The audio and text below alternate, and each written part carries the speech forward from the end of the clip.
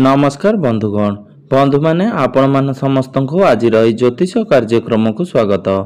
आज ज्योतिष कार्यक्रमटी तुला राशि व्यक्ति विशेष मानक पई गुरुत्वपूर्ण अटे, बहुत ही खास अटे।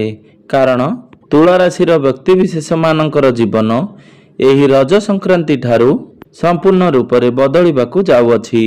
कारण ग्रह नक्षत्र मानकर चलन रे गोटे बहुत बड़ परिवर्तन हेबा पई जाउअछि, जहा द्वारा एमानकर जीवन रे चलीथिबा समस्त दुख कष्ट एवं समस्यार अंत हेबा पई जाउअछि एवं पुणी थरे खुशी फेरिबाकू जाउअछि।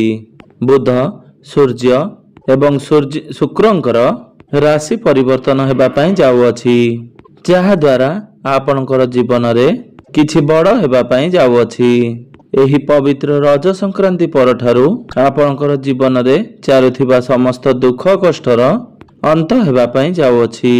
पुनर्बार आपणक जीवन रे खुशी फेरिबाकू जाउअछि। तेबे बंधु माने आसंतु जानिबा एही रज संक्रांति परठारु आपण मानकर जीवन रे कोन सब बड़ परिवर्तन हेबार अछि। तो बंधु माने भिडियोटी को आगो को बढ़िबा पूर्वरु जदि आपण मानकर तुला राशि होइथाय तेबे भिडियोटी को स्किप न करी थरे मात्र शेष पर्यंत निश्चिंत देखंतु एवं वीडियो को गोटे लाइक करी चैनल टी को सब्सक्राइब कर दियंतु। आपण माने जदि सच्चा हृदय रे ईश्वर को भक्ति करूथांती विश्वास करूथांती तेबे भक्ति करूथांती विश्वास करूथांती तेबे भक्ति एवं श्रद्धार सहित कमेंट बॉक्स रे जय महालक्ष्मी जय श्री जगन्नाथ अवश्य लिखि दियंतु।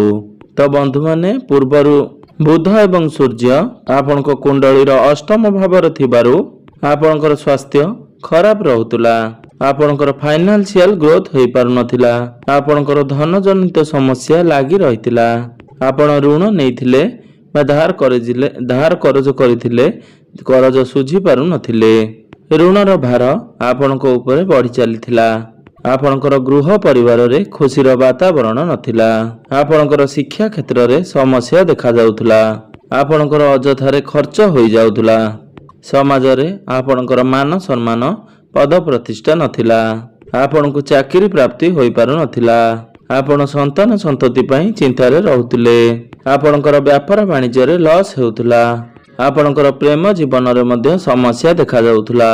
तेबे एही बळी जहाँ भी समस्या आपणको जीवन रे चालुथला ताहा हेबे संपूर्ण रूप रे दूर हेबा पई जाउअछि।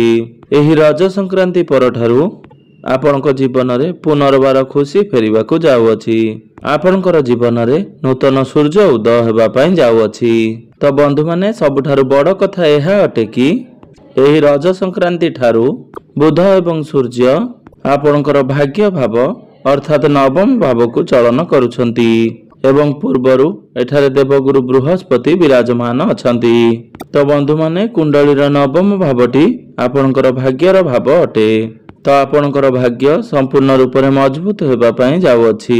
भाग्य बल रे एही रज संक्रांति परठारु आपण कम परिश्रम करी अधिक सफलता लाभ करिवे। आपणकर गृह रे कोनोसी शुभ मांगलिक कार्यर आयोजन होई पारे। बुध एवं सूर्य एठारे बसी बुधादित्य राजयोगर निर्माण करुछंती। तो भाग्य आपणकर प्रबल हेब। आपण कोनोसी नूतन जान वाहन बा नूतन यांत्रिक जिनिस नूतन गृह आदि निर्माण करि पारंती। आपण कोनोसी प्रॉपर्टी आदि किणा किणी करि पारंती। आपण कोनोसी बड़ कार्यर आरंभ करि पारंती किंबा कोनोसी इन्वेस्टमेंट करि पारंती। जे माने शेयर मार्केट स्टॉक मार्केट एवं ट्रेडिंग रे काम कार्य करूछंती से मानकु आकस्मिक भाव रे धन प्राप्ति हेबो। कहिबाकू गले एही रज संक्रांति परठारु आपणकर फाइनेंशियल ग्रोथ हेबो।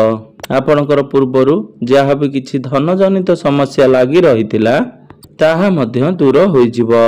आपण निजे देखिबे आपणकर पाखरे धन बढ़िबा आरंभ होई जिवो। आपण टंका किछि संचय करिबा आरंभ करिवे। आपणकर मन धर्म आड़को अग्रसर होई पारे। काहीकिना बृहस्पति आपणकर नवम भाव तथा भाग्य भाव रे विराजमान अछंती। आपण कोनोसी धार्मिक स्थान को यात्रा करि पारंती। समस्त क्षेत्र रे भाग्य आपणकु साथ देब। तो सूर्य हेउचंती आपणकर एकादश भाव तथा लाभ भावर अधिपति। लाभ भावर अधिपति होई ଆପଣଙ୍କର ଭାଗ୍ୟ ଭାବରେ ବସିଥିବା ହେତୁ ଭାଗ୍ୟ ବଳରେ ଆପଣଙ୍କୁ ଚତୁର୍ଦିଗରୁ ଲାଭ ହିଁ ଲାଭ ପ୍ରାପ୍ତି ହେବ। ଅଟକି ରହିଥିବା ସମସ୍ତ କାର୍ଯ୍ୟ ପୁଣି ଥରେ ଚାଲୁ ହେବା ପାଇଁ ଲାଗିବ। ପୂର୍ବରୁ ଯଦି ଆପଣଙ୍କର କୌଣସି ମନସ୍କାମନା ଥିଲା ବା ତାହା ପୂର୍ଣ୍ଣ ହୋଇପାରୁନଥିଲା, ତାହେଲେ ଏହି ରଜ ସଂକ୍ରାନ୍ତି ପରେ ସେହି ମନସ୍କାମନା ପୂର୍ଣ୍ଣ ହେବା ପାଇଁ ଯାଉଅଛି। ଆପଣ ଏହି ସମୟରେ କୌଣସି ଛୋଟ ମୋଟ ଜାଗାକୁ ଯାତ୍ରା କରିପାରନ୍ତି। ଯେଉଁମାନେ ଅନଲାଇନରେ କାମ କରୁଛନ୍ତି, ଡିଜିଟାଲରେ କାର୍ଯ୍ୟ କରୁଛନ୍ତି ବା ମାର୍କେଟିଂରେ କାର୍ଯ୍ୟ କରୁଛନ୍ତି, ଯେଉଁମାନେ ଟିଚରସିପ୍ରେ ଅଛନ୍ତି, ଯେଉଁମାନେ କନଷ୍ଟ୍ରକ୍ସନର କାମ କରୁଛନ୍ତି, ବିୟୁଟି ପାର୍ଲର, ଷ୍ଟେସନାରୀ ସପ୍, ସେଥିରେ ଆପଣଙ୍କୁ ଭଲ ଲାଭ ମଧ୍ୟ ପ୍ରାପ୍ତି ହେବ। ଟୁର ଆଣ୍ଡ ଟ୍ରାଭେଲରେ ବା କାଉନସିଲିଂରେ କାମ କରୁଥିଲେ ଆପଣଙ୍କୁ ଭଲ ଲାଭ ପ୍ରାପ୍ତି ହେବ। ଏହି ରଜ ସଂକ୍ରାନ୍ତି ପରଠାରୁ ଆପଣଙ୍କୁ ଆପଣଙ୍କର କର୍ମକ୍ଷେତ୍ରରେ ଅଚାନକ ସଫଳତା ପ୍ରାପ୍ତି ହେବ। ଅଚାନକ ଆପଣ ଆପଣଙ୍କର କର୍ମକ୍ଷେତ୍ରରେ ଉନ୍ନତି କରିବେ। ଆପଣ ପୂର୍ବରୁ ଯଦି କୌଣସି ଚାକିରି କରିଛନ୍ତି ତ ଆପଣଙ୍କୁ ପ୍ରମୋସନ ମିଳିପାରେ, ଆପଣଙ୍କର ଟ୍ରାନ୍ସଫର ହୋଇପାରେ, ଆପଣଙ୍କୁ କୌଣସି MNC କମ୍ପାନୀରୁ ଜବ୍ ଅଫର ଆସିପାରେ। ଏବଂ ଯେଉଁମାନଙ୍କ ପାଖରେ କୌଣସି କାମ କାର୍ଯ୍ୟ ନାହିଁ ବା ବେରୋଜଗାର ଅଛନ୍ତି, ଯେଉଁମାନଙ୍କ ପାଖରେ କୌଣସି ଚାକିରି ବାକିରି ନାହିଁ, ତ ସେମାନଙ୍କୁ ନୂତନ ଚାକିରିଟିଏ ପ୍ରାପ୍ତି ହୋଇପାରେ। ସମାଜରେ ଆପଣଙ୍କୁ ମାନ ସମ୍ମାନ ପ୍ରାପ୍ତି ହେବ। ଆପଣଙ୍କର ଲୋକ ପ୍ରତିଷ୍ଠା ବଢ଼ିବ, ଲୋକ ସମ୍ପର୍କ ବଢ଼ିବ। କାହିଁକି ନା ସୂର୍ଯ୍ୟ ଆପଣଙ୍କର ଭଲ ସ୍ଥିତିରେ ଅଛନ୍ତି, ଆପଣଙ୍କର ଭାଗ୍ୟ ଭାବରେ ଅଛନ୍ତି। ଆପଣଙ୍କୁ ଉପର ଅଫିସରଙ୍କର ସପୋର୍ଟ ଆପଣଙ୍କର କାର୍ଯ୍ୟକ୍ଷେତ୍ରରେ ପ୍ରାପ୍ତି ହେବ। ଆପଣଙ୍କୁ ସମ୍ମାନିତ କରାଯାଇପାରେ। ଆପଣଙ୍କ ପାଖକୁ ନୂତନ କାମ ଆସିପାରେ ଏବଂ ଆପଣ ଆପଣଙ୍କର କାର୍ଯ୍ୟରେ ଟାର୍ଗେଟକୁ ଆଚିଭ୍ କରିବାରେ ସଫଳ ହୋଇପାରିବେ। ଶୁକ୍ରଙ୍କର ରାଶି ପରିବର୍ତ୍ତନ ହେଉଅଛି।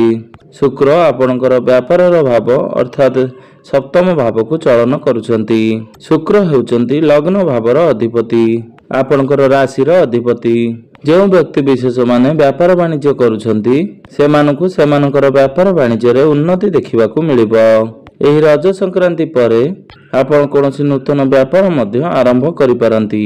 ପାର୍ଟନରସିପରେ ବ୍ୟାପାର ବାଣିଜ୍ୟ କରୁଥିଲେ ଆପଣଙ୍କୁ ଲାଭ ପ୍ରାପ୍ତି ହେବ। ଆପଣଙ୍କର ଡେଲି ଇନକମରେ ଗ୍ରୋଥ ହେବ। କାହିଁକି ନା ଶୁକ୍ର ଆପଣଙ୍କର ସପ୍ତମରେ ରହି ଆପଣଙ୍କର ଲଗ୍ନକୁ ଦେଖୁଛନ୍ତି। ଆପଣଙ୍କର ଫାଇନାନ୍ସିଆଲ ଗ୍ରୋଥ ହେବ, ବ୍ୟାଙ୍କ ବାଲାନ୍ସ ବଢ଼ିବ। ଆପଣ ଏହି ସମୟରେ ଟଙ୍କା କିଛି ସଞ୍ଚୟ କରିବେ। ଆପଣଙ୍କର ବୈବାହିକ ଦାମ୍ପତ୍ୟ ଜୀବନ ସୁଖମୟ ବ୍ୟତୀତ ହେବ। ପରସ୍ପର ମଧ୍ୟରେ ତାଳମେଳ ଠିକ୍ ରହିବ। ଆପଣଙ୍କୁ ଭ୍ରମଣ ସୁଖ ପ୍ରାପ୍ତି ହେବ। ଯେଉଁ ଦମ୍ପତି ମାନେ ସନ୍ତାନର କାମନା ରଖିଥିଲେ ତ ସେମାନଙ୍କୁ ସନ୍ତାନ ସୁଖ ପ୍ରାପ୍ତି ହୋଇପାରେ। ଆପଣଙ୍କର ଗୃହ ପରିବାରରେ ହସ ଖୁସିର ମାହୋଲ ଦେଖିବା ପାଇଁ ପାଇବେ। ଯେଉଁ ପିଲାମାନଙ୍କର ବିବାହ ଯୋଗ୍ୟ ହୋଇଯାଇଛନ୍ତି ମାତ୍ର ବିବାହ ହୋଇପାରୁନାହିଁ, ସେମାନଙ୍କର ଗୃହକୁ ବିବାହ ପ୍ରସ୍ତାବ ମାନ ଆସିପାରେ ଏବଂ ସ୍ଥିର ମଧ୍ୟ ହୋଇପାରେ।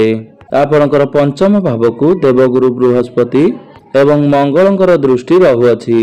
ପଞ୍ଚମ ଭାବଟି ପ୍ରେମ ଜୀବନର ଭାବ ହୋଇଥାଏ। ଆପଣଙ୍କର ଶିକ୍ଷା କ୍ଷେତ୍ରର ଭାବ ହୋଇଥାଏ। ତ ପ୍ରେମ ଜୀବନରେ ଆପଣଙ୍କୁ ସଫଳତା ପ୍ରାପ୍ତି ହେବ। ଆପଣଙ୍କର ଭଲ ପାଇବା ବିବାହର ରୂପ ନେଇପାରେ। ଆପଣଙ୍କ ମଧ୍ୟରେ ପରସ୍ପର ମଧ୍ୟରେ ତାଳମେଳ ଠିକ୍ ରଖନ୍ତୁ। ଆପଣଙ୍କୁ ମିଳନ ସୁଖ ପ୍ରାପ୍ତି ହେବ। ଯେଉଁମାନେ ବି ସିଙ୍ଗଲ ଅଛନ୍ତି ସେମାନଙ୍କୁ ନୂତନ ପାର୍ଟନର ମଧ୍ୟ ମିଳିପାରନ୍ତି ଏବଂ ଯେଉଁମାନଙ୍କର କଥାବାର୍ତ୍ତା ବନ୍ଦ ହୋଇଯାଇଛି, ବ୍ରେକଅପ୍ ଆଦି ହୋଇଯାଇଛି, ତ ସେମାନଙ୍କର ପୁନର୍ବାର କଥାବାର୍ତ୍ତା ହୋଇପାରେ। ପ୍ୟାଚଅପ୍ ହେବାର ସମ୍ଭାବନା ବନୁଅଛି। ଆପଣଙ୍କୁ ଭ୍ରମଣ ସୁଖ ପ୍ରାପ୍ତି ହେବ। ଆପଣ ଦୁଇ ଜଣଙ୍କ ମଧ୍ୟରେ ତାଳମେଳ ଠିକ୍ ରହିବ। ଶିକ୍ଷା କ୍ଷେତ୍ରରେ ଆପଣ ବହୁତ ଅଧିକ ଉନ୍ନତି କରିବେ। କାରଣ ଜ୍ଞାନର କାରକ ଗ୍ରହ ଏବଂ ଶିକ୍ଷାର କାରକ ଗ୍ରହ ଆପଣଙ୍କର ପଞ୍ଚମ ଭାବକୁ ଦେଖୁଛନ୍ତି। ତ ଆପଣ ଶିକ୍ଷା କ୍ଷେତ୍ରରେ ବହୁତ ଅଧିକ ଉନ୍ନତି କରିବେ। ଏହି ରଜ ସଂକ୍ରାନ୍ତି ପରେ ଆପଣଙ୍କର ଯଦି କିଛି ଏକ୍ଜାମ ରହିଛି, ଖାସ୍ କରି ଆପଣଙ୍କର ଯଦି କମ୍ପିଟେଟିଭ ଏକ୍ଜାମ ରହିଛି ବା ସରକାରୀ ପରୀକ୍ଷା ଅଛି, ତ ସେଥିରେ ଆପଣ ନିଶ୍ଚିନ୍ତ ଭାବରେ ଉତ୍ତୀର୍ଣ୍ଣ କରିବେ। ଆପଣଙ୍କର ଜ୍ଞାନ ବଢ଼ିବ, ବୁଦ୍ଧି ବଢ଼ିବ। ଜ୍ଞାନ ଏବଂ ବୁଦ୍ଧି ବଳରେ ଆପଣ ଆପଣଙ୍କର ପାଠ ପଢ଼ାରେ ବହୁତ ଅଧିକ ଉନ୍ନତି କରିବେ। ଏହି ରଜ ସଂକ୍ରାନ୍ତି ପରେ ଆପଣ କୌଣସି ଉଚ୍ଚଶିକ୍ଷା କରିବା ପାଇଁ ବିଦେଶକୁ ଯାତ୍ରା କରିପାରନ୍ତି। ଆପଣ କୌଣସି ନୂତନ ଜାଗାରେ ଆଡମିସନ କରିପାରନ୍ତି। ଆପଣଙ୍କର ପାଠପଢ଼ାକୁ ନେଇ କୌଣସି ବଡ଼ ଡିସିସନ ନେଇପାରନ୍ତି। ତ ମୋଟାମୋଟି ଭାବରେ ଦେଖିବାକୁ ଗଲେ ଏହି ପବିତ୍ର ରଜ ସଂକ୍ରାନ୍ତି ପରେ ଆପଣ ଆପଣଙ୍କର ଶିକ୍ଷା କ୍ଷେତ୍ରରେ ବହୁତ ଅଧିକ ଉନ୍ନତି କରିବେ। ଆପଣଙ୍କର ମନ ପାଠ ପଢ଼ାରେ ଲାଗିବ ଏବଂ ଯେଉଁମାନେ ବିଦେଶ ଯିବାକୁ ଚାହୁଁଥିଲେ ତ ସେମାନଙ୍କର ସେହି ମନସ୍କାମନା ନିଶ୍ଚିନ୍ତ ଭାବରେ ପୂର୍ଣ୍ଣ ହେବ। ଆପଣଙ୍କର ପୂର୍ବରୁ ଯଦି କିଛି ଋଣ ଥିଲା, ଆପଣ କରଜର ମାୟା ଜାଲରେ ଫସି ଯାଇଥିଲେ, ତେବେ ସେଥିରୁ ଆପଣଙ୍କୁ ମୁକ୍ତି ମିଳିଯିବ। ସମସ୍ତ କରଜରୁ ଆପଣଙ୍କୁ ମୁକ୍ତି ମିଳିଯିବ। ଆପଣଙ୍କୁ ଆପଣଙ୍କର ପିତାଙ୍କର ସାହାଯ୍ୟ ସହଯୋଗ ପ୍ରାପ୍ତି ହେବ। ଆପଣଙ୍କୁ ମାଙ୍କର ସୁଖ ପ୍ରାପ୍ତି ହେବ। ଆପଣଙ୍କୁ କୌଣସି ସ୍ଥାନରୁ ଗୁପ୍ତ ଧନ ପ୍ରାପ୍ତି ହୋଇପାରେ। ଆପଣଙ୍କୁ ପୈତୃକ ସମ୍ପତ୍ତିରୁ ଲାଭ ପ୍ରାପ୍ତି ହୋଇପାରେ।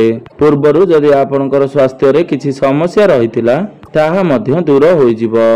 ଆପଣ ନିଜକୁ ସ୍ୱାସ୍ଥ୍ୟବାନ ଅନୁଭବ କରିବେ। ତ ମୋଟାମୋଟି ଭାବରେ ଦେଖିବାକୁ ଗଲେ ଏହି ରଜ ସଂକ୍ରାନ୍ତି ପରେ ଆପଣ ସମସ୍ତ କ୍ଷେତ୍ରରେ ଉନ୍ନତି କରିବାକୁ ଯାଉଛନ୍ତି। ତାହା ଶିକ୍ଷା କ୍ଷେତ୍ରରେ ହେଉ ବା କର୍ମ କ୍ଷେତ୍ରରେ ହେଉ, ଭାଗ୍ୟର କ୍ଷେତ୍ରରେ ହେଉ ବା ଆପଣଙ୍କର ବ୍ୟାପାର ବାଣିଜ୍ୟ କ୍ଷେତ୍ରରେ ହେଉ, ଆପଣ ସମସ୍ତ କ୍ଷେତ୍ରରେ ଉନ୍ନତି କରିବାକୁ ଯାଉଛନ୍ତି। ତ ଆପଣଙ୍କର ଅଧିକ ଶୁଭ ଫଳ ପ୍ରାପ୍ତି କରିବା ପାଇଁ ବା ଯେଉଁ ଅଶୁଭତ୍ୱ ଗୁଡ଼ିକ ରହୁଛି ସେଗୁଡ଼ିକ ଖଣ୍ଡନ କରିବା ପାଇଁ ଆପଣ ପ୍ରତ୍ୟେକ ଦିନ ଶୁକ୍ରଙ୍କର ବୀଜ ମନ୍ତ୍ରର ଜପ 108 ଥର ଅବଶ୍ୟ ପାଠ କରନ୍ତୁ। ଓଂ ଦ୍ରାଙ୍ଗ ଦ୍ରିଙ୍ଗ ଦ୍ରଙ୍ଗ ସହ ଶୁକ୍ରାୟ ନମଃ। ଆପଣଙ୍କୁ ଶୁଭ ଫଳ ପ୍ରାପ୍ତି ହେବ। ଆପଣ ମାତା ଲକ୍ଷ୍ମୀଙ୍କର ପୂଜା ଆରାଧନା କରନ୍ତୁ ଏବଂ ଉଦିତ ସୂର୍ଯ୍ୟଙ୍କୁ ତମ୍ବା ପାତ୍ରରେ ଜଳାର୍ଘ୍ୟ ଅର୍ପଣ କରନ୍ତୁ ଏବଂ ପ୍ରତ୍ୟେକ ଦିନ ହନୁମାନ ଚାଳିଶାର ଜପ ଅବଶ୍ୟ କରନ୍ତୁ। ଆପଣଙ୍କୁ ଶୁଭ ଫଳ ପ୍ରାପ୍ତି ହେବା ସହିତ ଆପଣଙ୍କର ଭାଗ୍ୟରେ ଉନ୍ନତି ଆସିବ। ତ ବନ୍ଧୁମାନେ, ଆପଣଙ୍କର ଜୀବନ ମଙ୍ଗଳମୟ ହେଉ, ଏହା ହିଁ ଈଶ୍ୱରଙ୍କ ନିକଟରେ